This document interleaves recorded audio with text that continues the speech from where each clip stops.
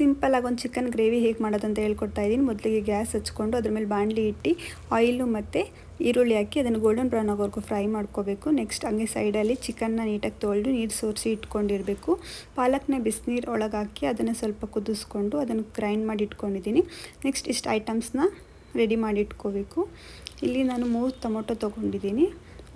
ಅದೇ ಬಾಣಲಿಗೆ ನಾನು hole spices ಹಾಕ್ಕೊಂಡು ಸ್ವಲ್ಪ ಫ್ರೈ ಮಾಡ್ಕೊತೀನಿ. ಸ್ಪೈಸಸ್ ಎಲ್ಲ ಫ್ರೈ ಆಗ್ತಿದ್ದಂಗೆ ಒಂದು ಆನಿಯನ್ ಹಾಕ್ಕೊತೀನಿ, ಅದಕ್ಕೆ ಕಟ್ ಮಾಡಿ. ಅದೆಲ್ಲ ಫ್ರೈ ಆದಮೇಲೆ ಚಿಕನ್ನ ನೀಟಾಗಿ ನೀರು ಸೋರಿಸಿ ಇಟ್ಕೊಂಡಿರಬೇಕು. ಎಲ್ಲಿದ್ದರೆ ಜಾಸ್ತಿ ನೀರು ಬಿಟ್ಕೊಬಿಡುತ್ತೆ, ಫ್ರೈ ಅದು ಗ್ರೇವಿ ಜಾಸ್ತಿ ಆಗಿಬಿಡುತ್ತೆ. ಆ ಚಿಕನ್ ತೊಳೆದಿಟ್ಟಿರೋದನ್ನ ಹಾಕ್ಕೊಂಡು ಅದಕ್ಕೆ ಸಾಲ್ಟು ಮತ್ತು ಅರಿಶಿನ ಪುಡಿ ಹಾಕ್ಕೊಂಡು ಒಂದು 40% ಬೇಯಿಸಿಟ್ಕೋಬೇಕು. ಅದು ಆಯಿಲಲ್ಲೇ ಬೇಯಬೇಕು 40%. ಆಮೇಲೆ ಅದಕ್ಕೆ ಆಗಲೇ ರೆಡಿ ಮಾಡ್ಕೊಂಡಿರೋ ಎಲ್ಲ ಐಟಮ್ಸ್ ಹಾಕ್ಬಿಟ್ಟು ಇದಕ್ಕೆ ಕರ್ಡ್ನ ಎಕ್ಸ್ಟ್ರಾ ಆ್ಯಡ್ ಮಾಡ್ತಾಯಿದ್ದೀನಿ. ಕರ್ಡ್ ಆ್ಯಡ್ ಮಾಡಬೇಕಾದ್ರೆ ಯಾವಾಗಲೂ ಸಿಮ್ಮಲ್ಲಿ ಇರಬೇಕು. ಗೋಲ್ಡನ್ ಬ್ರೌನ್ ಆಗಿರೋ ಆನಿಯನ್ನು ಸಹ ಅದಕ್ಕೆ ಗ್ರೈಂಡ್ ಮಾಡಿ ಹಾಕಿದ್ದೀನಿ. ಶುಂಠಿ ಬೆಳ್ಳುಳ್ಳಿ ಪೇಸ್ಟು, ಓಲ್ ಮಸಾಲಾಸ್ ಹಾಕಿದ್ದೀನಿ.